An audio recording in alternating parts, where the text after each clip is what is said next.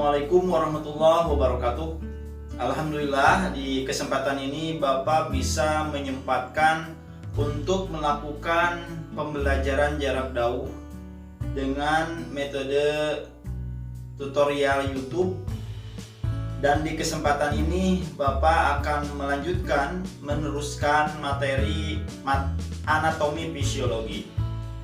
Adik-adik semua, kemarin Bapak membahas tentang sistem kardiovaskuler. Dan sebelumnya Bapak telah menjelaskan tentang jantung, pembuluh darah. Ya. Di kesempatan ini Bapak akan menjelaskan tentang bagaimana itu cara pemeriksaan nadi. Ya. Nah, seperti ini pemeriksaan nadi. Ya. Adik-adik semua, untuk mengetahui masalah-masalah yang terkait dengan kasus-kasus yang berhubungan dengan sistem kardiovaskuler, pemeriksaan pembuluh nadi itu semestinya harus dilakukan. Kemarin kita telah membahas tentang pembuluh darah dan pembuluh darah yang berhubungan dengan pembuluh nadi yaitu arteri. Nah, makanya dalam pemeriksaan ini ada hal-hal yang harus diperhatikan. Pertama apa? Pertama, intensitas. Nah, intensitas yang seperti apa yang harus kiranya kita mengetahui, ya. Kekuatannya apakah normal atau tidak normal. Nah, itu intensitas, ya. Selanjutnya ada jumlah denyut dalam 1 menit. Nah, karena apa? Karena denyutan dari tiap menit itu ada rentang normal tertentu. Nah, nanti di depan Bapak akan jelaskan lebih detail karena ada rentang untuk setiap usia itu beda-beda, ya. Nah, itu jadi jumlah denyut itu yang harus diperhatikan dalam setiap menit, ya. Yang selanjutnya irama, ya. Nah, irama itu apakah reguler atau irreguler? Jadi harus diperhatikan juga, ya. Dan juga jika di dalam kita melakukan pemeriksaan rabaan terdapat nyeri tekan pada pembuluh darah, ya, atau ada lekukan, ya, maka itu harus lebih perhatian, ya, harus lebih diperhatikan. Itu pemeriksaan nadi, ya. Dan tentunya dalam pemeriksaan nadi itu ada yang namanya lokasi, ya. Lokasi, cara mengetahui di mana tempat pembuluh darah arteri itu. Karena pembuluh darah itu pertama ada yang namanya arteri yang terdapat di pergelangan tangan yang namanya arteri radialis, ya. Tuh, ya. Selanjutnya ada yang namanya arteri brachialis. Itu terdapat di siku bagian dalam, ya. Di sini. Nah, ini namanya arteri brachialis, ya. Selanjutnya ada arteri karotis. Nah, di sini arteri karotis, ya. Nah, di leher. Ada lagi arteri femoralis. Arteri femoralis itu tentunya di lipatan paha, ya, di lipatan paha. Selanjutnya ada arteri temporalis. Di sini, ya, ini arteri temporalis. Selanjutnya ada arteri frontalis. Biasanya arteri frontalis ini itu bisa diketahui di bayi, ya. Nah, di sini itu biasanya pada bayi. Nah, untuk lebih jelasnya seperti ini. Ini gambar-gambar yang sekiranya bisa dipahami.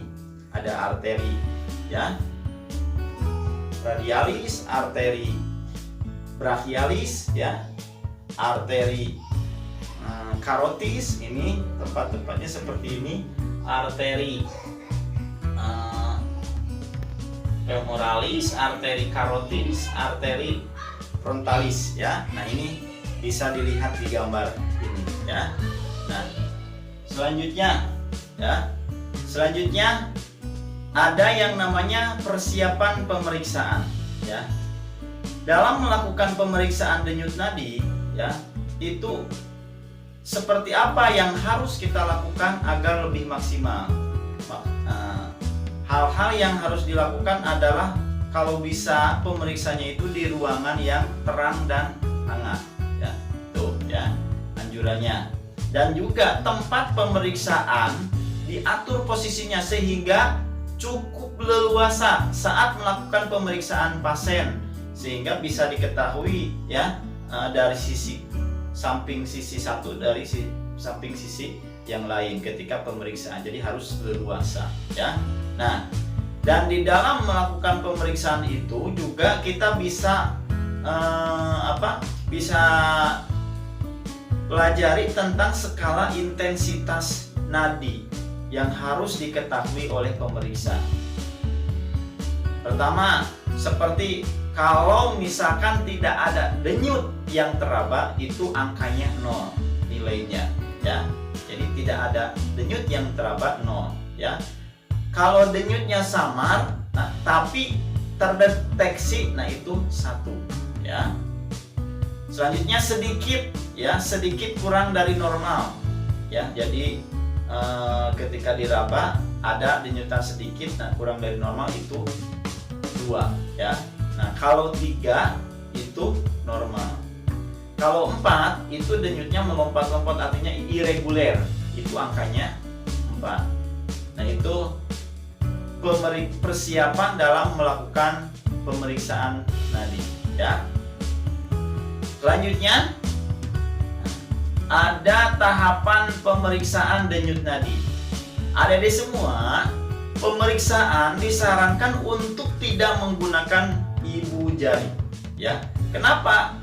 Karena pemeriksaan dengan ibu jari ketika dilakukan dengan cara palpasi itu bisa terdengar denyut nadi si pemeriksa itu sendiri dengan ibu jari. Jadi diharapkan jangan dengan ibu jari ya. Seperti apa cara pemeriksaannya? Nah, nanti dalam tahapan pemeriksaan dalam melakukan pemeriksaan denyut nadi. Nah, seperti ini ya. Nah, tahapan dalam pemeriksaan denyut nadi itu ada tahapannya.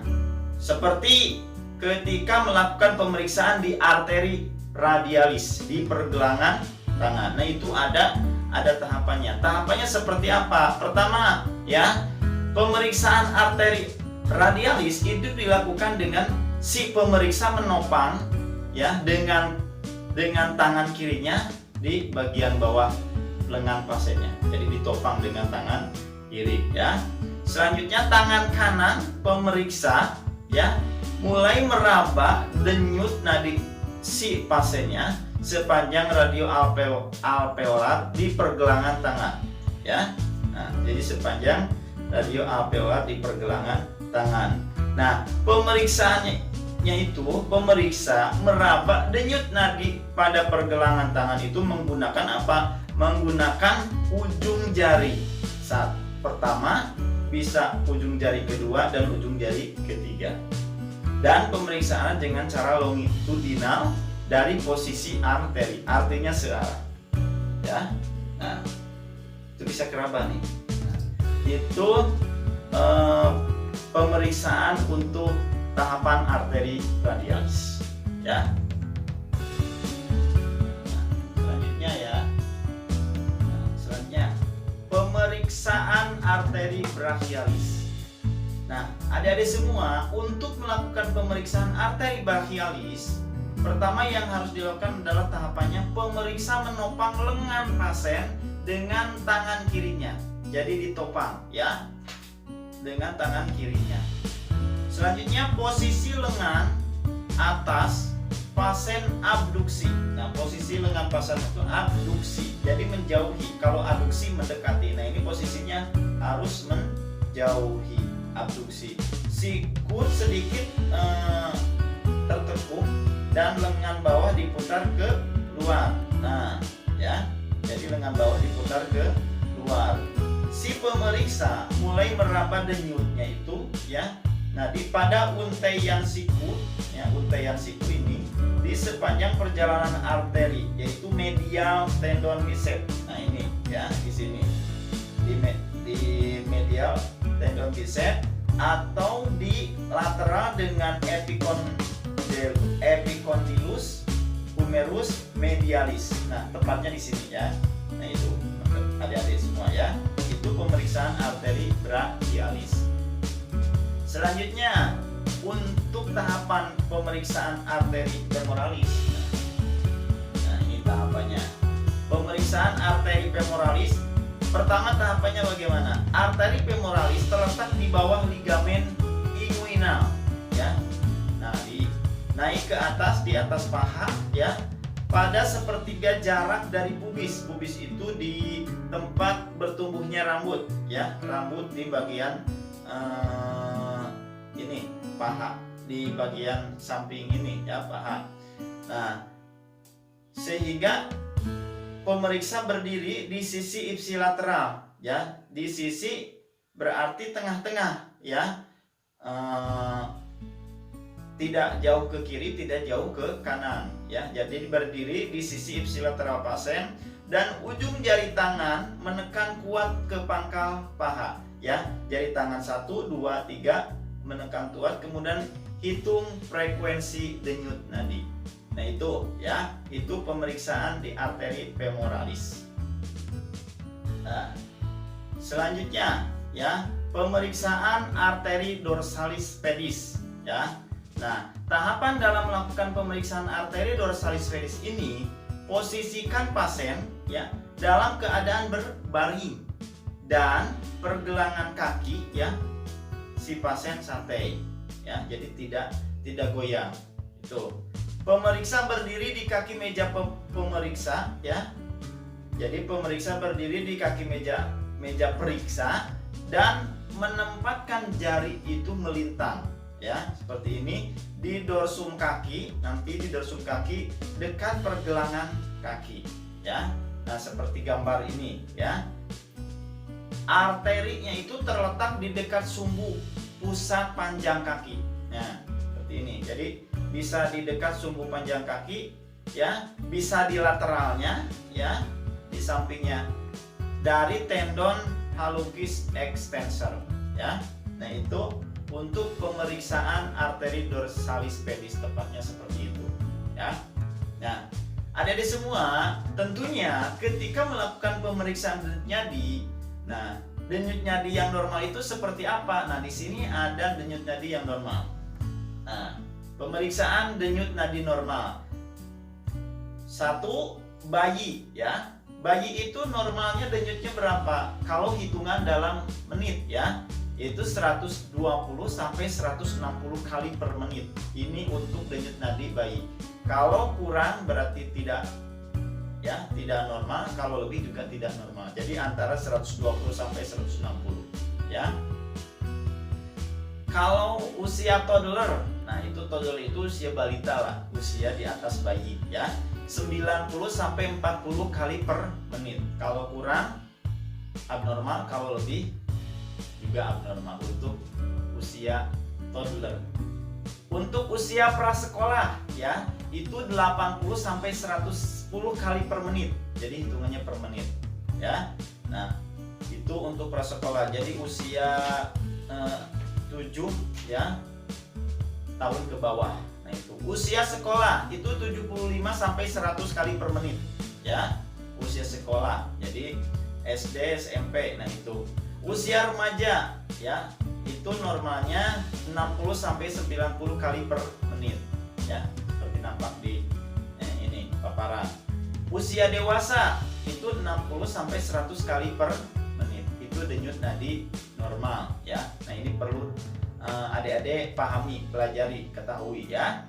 Nah, selanjutnya dalam itu untuk pemeriksaan nadi ya. Nah, ini sekarang ada pemeriksaan tekanan darah ya. Apa itu tekanan darah? Tekanan darah adalah tekanan yang ditimbulkan dari dinding pembuluh arteri. Jadi si dinding pembuluh darah itu berdenyut. Nah, itu apa tekanannya yang ditimbulkannya itu namanya tekanan darah. Karena nanti ada bunyi sistol dan diastol. Nah, tekanan darah ini itu tentunya ada yang mempengaruhi ya. Kenapa dia bisa berdenyut? bisa ada tekanan. Itu karena pertama curah jantung, ya. Nah, curah jantung ini semakin curah jantungnya semakin maksimal, itu juga bisa mempengaruhi tensi tekanan darahnya, apakah bisa tinggi atau bisa normal, ya. Selanjutnya ketegangan arteri. Nah, ketegangan arteri biasa disebabkan biasanya salah satunya sumbatan. Kalau sumbatan pembuluh darahnya itu banyak, ya, apalagi total sumbatannya, ini mempengaruhi dari tekanan darahnya.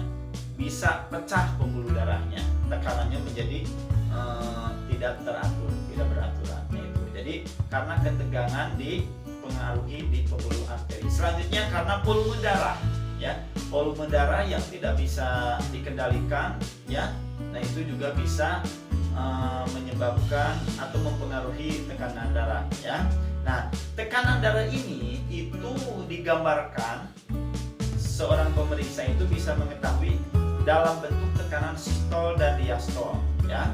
Kalau sistol itu tekanan yang menyemburkan volume aliran darah ke jantung, ya, ke ventricle, ya, ke ventricle, dari atrium ke ventricle. Nah, itu. Kalau diastol menutup, ya, menutup katupnya, itu diastol, ya. Nah, tentunya dalam melakukan pemeriksaan tekanan darah itu menggunakan alat yang namanya sphygmomanometer. Nah, seperti ini, ya, seperti ini alatnya, itu sphygmomanometer, ya. Nah, selanjutnya cara melakukan pemeriksaan tekanan darah, ya. Nah, untuk lebih jelasnya ini Bapak akan jelaskan bagaimana cara kita melakukan pemeriksaan darah supaya kita mengetahui darah seseorang pasien, ya. Nah, pertama ini sebagai konsep teoritis, ya. Nanti Bapak bisa kalian lihat video tutorialnya, ya. Cara melakukan seharusnya sambil praktek sih. Nah, ini Bapak jelaskan dulu, ya. Pertama apa yang harus dilakukan? Posisi pasien itu dengan posisi duduk, ya. Selama kurang lebih 5 menit, buatlah pasien dengan posisi yang nyaman, ya, dan santai, dan punggungnya disandarkan, itu, ya. Tahap pertama. Angkat lengan pasien, diangkat setinggi jantung sehingga sikunya itu tertekuk, ya, sejajar dengan jantung. Setelah itu pasang manset dengan rapat, dipasang manset, ya, dengan rapat, ya, tapi jangan lupa tidak ketat pasang mansetnya, ya, tidak longgar, tidak ketat, ya. Letakkan stetoskop, ya, pada lengan pasien, tepatnya di arteri brachialis. Tadi sudah lokasinya di sini, ya, diletakkan, ya, diafragma stetoskopnya itu. Nah, pemeriksa memasang alat pendengar sphygmomanometer, ya, ya, itu ini sphygmomanometer, alat tensinya itu, tutup klep pompanya, ditutup, ya, untuk memompa karet. Kemudian pompalah pompa karet dengan cepat, set, set, set, set, hingga mencapai meteran 160 sampai 180 mm Hg, ya, milimeter hemoglobin. Nah, itu maksimal 200, ya, kalau dia. Tapi kalau si pasiennya tensinya jarang darah tinggi, itu sampai 180. Nah, setelah dipompa sudah mencapai meteran paling tinggi, bukalah klep secara perlahan, ya, dengan mendengarkan bunyi tekanan darah sistolik. Apa itu? Yaitu bunyi yang pertama kali terdengar ketika melakukan pemeriksaan. Itu bunyi sistol, ya. Duh, nah itu berarti sistol, ya. Nah, setelah bunyi itu bukalah klep lagi secara perlahan dengan mendengarkan bunyi diastol, ya.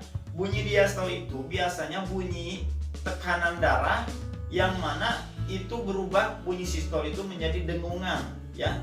Dengarkan dengungan itu sampai bunyi tersebut tidak terdengar lagi. Nah, bunyi tersebut itu merupakan bunyi diastol, ya. Setelah itu lakukan pemeriksaan tekanan darah. Jika belum yakin bisa diulangi, ya. Jangan melewatkan bunyi sistol dan diastol, itu bisa diulangi. Nah, setelah kita melakukan pemeriksaan darah, tentu kita meraba-raba, ya. Nah, seperti ini. bagaimana cara melakukan pembacaan tekanan darah setelah kita melakukan pemeriksaan tekanan darah? Maka akan dihasilkan beberapa kriteria yang menunjukkan bahwa tekanan darah tersebut itu normal. Nah, kalau normal ya, normal itu rentang tekanan darah sistolnya itu yaitu kurang atau sama ya 120 angkanya, itu sistol. Kalau diastolnya itu kurang atau sama 80. Nah, itu sistol. Ya, diastol untuk tekanan darah normal. Untuk hipotensi ya, tekanan darah rendah, ini biasanya sistolnya itu kurang dari 90, diastolnya kurang dari 60. Itu hipotensi namanya, ya. Selanjutnya ada kriteria prehipertensi. Nah, ini sistolnya itu 120 sampai 140 dan diastolnya itu 80 sampai 90. Ini namanya prehipertensi, ya. Nah, ada juga hipertensi tingkat 1. Itu sistolnya itu 140 sampai 160, diastolnya yaitu 90 sampai 100, ya, itu diastolnya. Ada hipertensi tingkat 2. Itu sistolnya lebih dari 160, diastolnya lebih dari 100. Nah, yang selanjutnya ada hipertensi berat. Nah, ini bisa menyebabkan stroke, ya, pecah pembuluh darah, sehingga bisa menyebabkan pasien menjadi tidak sadarkan diri. Itu sistolnya itu lebih dari 180, ya, dan diastolnya itu 110. Nah, ini pembacaan tekanan darah. Nah, selanjutnya ya, pemeriksaan dan tes diagnostik, ya. Setelah kita mengetahui tentang siklus dan anatomi dari kardiovaskuler, tentunya ada beberapa jenis tes untuk mendiagnosa adanya suatu kelainan pada sistem kardiovaskuler atau sistem jantung dan pembuluh darah. Nah, itu biasanya diantaranya dilakukan dengan cara apa saja? Itu bisa tes laboratorium, ya, bisa dilakukan dengan cara tes laboratorium, ya. Nah, tes laboratorium ini dilakukan dengan memeriksa enzim jantung dan unsur kimia darah, ya. Nanti dianalisis enzim tersebutnya, ya, dilakukan untuk mendiagnosa apakah terjadi infark miokard atau tidak, ya. Nah, itu. Adapun nanti ada unsur kimia yang diperiksa seperti lemak, ya, elektrolit, serum, kalium serum, ya, nitrogen, urea darah, dan juga glukosa. Itu yang diperiksa di unsur kimia laboratorium, ya. Untuk lebih jelasnya pelajari. Selanjutnya ada sinar X, ya. Nah, sinar X ini dilakukan untuk menentukan apa? Ukuran, ya, kontur dan posisi jantung. Tuh, ya. Ada lagi, ya, fluoroskopi, ya. Fluoroskopi ini ada pemeriksaan untuk mengetahui gambaran visual mengenai keadaan jantung dengan X-ray screen, ya, dengan sinar screen, ya, sehingga pemeriksaan fluoroskopi ini dilakukan dengan memperlihatkan denyutan jantung dan pembuluh darah, sehingga apa? Itu mengkaji kontur jantung apakah normal atau tidak. Nah, itu, ya. Yang selanjutnya, ya, nah, ada yang namanya elektrokardiogram, ya, atau disingkat EKG, ya. Ada di semua. Elektrokardiogram itu merupakan gambaran yang secara aktivitas, sekali lagi, elektrokardiogram itu apa? Yaitu gambaran secara aktivitas listrik. Jadi ke jantung itu ada listrik. Nah, itu untuk mengetahui gambaran kelistrikan, ya, yang ada di dalam jantung. Apakah mengalami kontraksi pada bagian atrium dan ventricle, sehingga akan digambarkan secara grafik, ya. Nanti bisa dilihat di hasil EKG-nya. Dan EKG ini didasarkan jumlah detak jantung yang dialami oleh manusia, ya. Nah, berdetak jantung manusia itu sebagai apa? Sebagai respon ya terhadap perpindahan sinyal listrik dalam sel-sel di bagian jantung. Karena sebetulnya di jantung itu ada menghasilkan listrik ya. Jadi sinyal listriknya itu berpindah antar sel satu dengan sel yang lainnya ya di kelistrikannya. Sehingga tes EKG ini dilakukan tanpa menimbulkan rasa sakit ya, dan tidak juga melibatkan proses pemasukan benda asing ke dalam tubuh, tidak ya, hanya ditempelkan beberapa alat. Adik-adik semua, tes EKG ini dapat dilakukan oleh seseorang ya, oleh seseorang pasien untuk apa? Menunjukkan resiko tinggi ya pada masalah jantung untuk mengetahui gejala-gejala tertentu ya. Selanjutnya ya, beberapa gejala yang umum biasanya membuat dokter atau pemeriksa menyarankan pasien untuk melakukan tes EKG ya. Jadi biasanya pemeriksa atau dokter menyarankan kepada pasien, Bapak, Ibu, seharusnya Bapak harus melakukan EKG. Nah, pasien-pasien seperti yang disarankan itu, pasien apa saja yang harus di EKG ya. Pertama, pasien yang merasakan sakit di bagian dada dan merasa kesulitan bernapas. Jadi kalau pasiennya sakit dada dan sulit napasnya itu diharuskan EKG ya. Nah, apalagi pasien sering merasa lelah yang berkelanjutan. Nah, itu EKG ya. Detak jantung pasien itu terasa sangat cepat dan tidak beraturan. Nah, itu bagusnya di EKG ya. Adanya bunyi jantung yang berbeda saat pemeriksa atau dokter mendengarkan detak jantung pasien ya. Nah, selanjutnya yang harus di EKG, pasien sebelumnya pernah mengalami masalah jantung. Nah, itu perlu dilakukan cek elektrokardiogram atau EKG ya. Itu. Selanjutnya yang keempat. Nah, selanjutnya ada yang namanya tes diagnostik ekokardiografi. Apa itu ekokardiografi? Itu merupakan tes yang digunakan untuk memeriksa ukuran, bentuk, dan pergerakan struktur jantung ya. Jadi untuk memeriksa ukuran, bentuk, dan struktur jantung. Sehingga alat ekokardiografi ini digunakan untuk mendiagnosa dan membedakan mur-mur jantung ya, aliran di jantung. Itu ekokardiografi ya. Selanjutnya ada tes namanya tes toleransi latihan. Nah, tes ini dilakukan untuk mengkaji berbagai aspek fungsi jantung ya. Sehingga tes tersebut dilakukan dengan mengevaluasi aksi jantung selama stres fisik dan respon jantung terhadap peningkatan kebutuhan oksigen yang dapat ditentukan. Nah, itu tes toleransi latihan. Jadi dilihat ya, diobservasi. Selanjutnya ada kateterisasi jantung ya. Apa itu? Prosedur ini merupakan prosedur yang dilakukan memasukkan kateter ke dalam jantung dan pembuluh darah untuk mengukur tekanan pada ruang jantung ya, dengan cara dimasukkan. Nah, selain itu prosedur kateterisasi jantung ini digunakan untuk menentukan saturasi oksigen di dalam darah ya. Jadi saturasi kalau di bawah 95 atau 80, nah itu berarti ada masalah. Normalnya 100 ya, saturasi oksigen ya.